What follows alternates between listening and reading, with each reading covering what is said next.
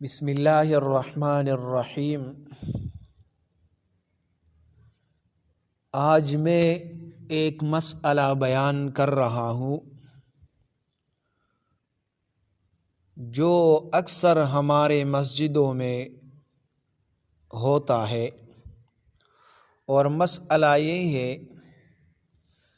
مسجد میں پہلی صف خالی ہو اور کوئی شخص جان بوجھ کر پیچھے صف میں چلا جائے تو یہ عمل مکروہ تحریمی ہے، یعنی شرعاً ناپسندیدہ اور گناہ کے قریب ہے۔ دلائل و اقوال فقہائے احناف یہ ہے، قرآن کریم میں اللہ تعالیٰ فرماتا ہے وَسَابِقُوا إِلَىٰ مَغْفِرَةٍ مِّن رَّبِّكُمْ، اپنے رب کی بخشش کی طرف سبقت کرو۔ اس سے معلوم ہوا کہ نیکی اور فضیلت والے کاموں میں آگے بڑھنا پسندیدہ ہے، خصوصاً عبادت میں۔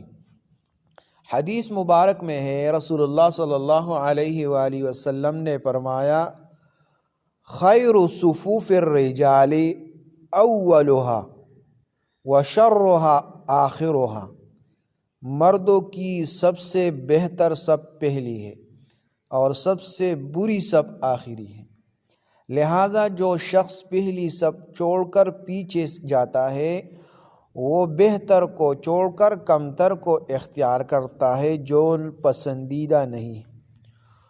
فقہائے احناف کے اقوال اس میں ہے۔ فتاوی عالمگیری، اگر پہلی صف میں جگہ خالی ہو تو پیچھے صف میں جانا مکروہ ہے، کیونکہ اس میں فضیلت کا ترک ہے، یعنی فضیلت یہاں پر ختم ہو جاتی۔ در مختار میں لکھا ہے جو شخص بلا عذر پہلی صف کو چھوڑ کر پیچھے جائے وہ گناہگار ہو۔ تو خلاصہ حکم یہ ہوا کہ پہلی صف خالی ہے اور بلا عذر پیچھے جانا یہ مکروہ تحریمی ہے۔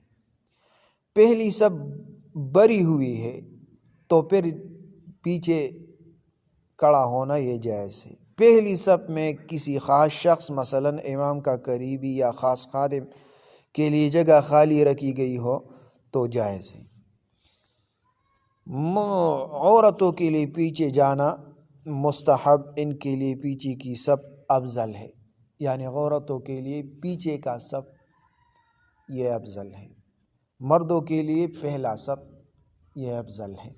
تو یہ مسئلہ زیادہ سے زیادہ لوگوں کے ساتھ شیئر کرے تاکہ ان لوگوں کو معلوم ہو جائے کہ پہلی صف کی کتنی فضیلت ہے۔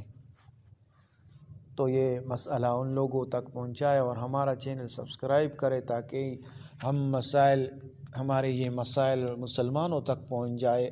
آپ لوگ تو گانے بجانے اور فلمیں اور کرکٹ کی طرف آپ دوڑتے ہیں، لہٰذا آپ ہمارا چینل سبسکرائب کریں تاکہ آپ لوگ اس سے فائدہ حاصل کریں۔ جزاکم اللہ۔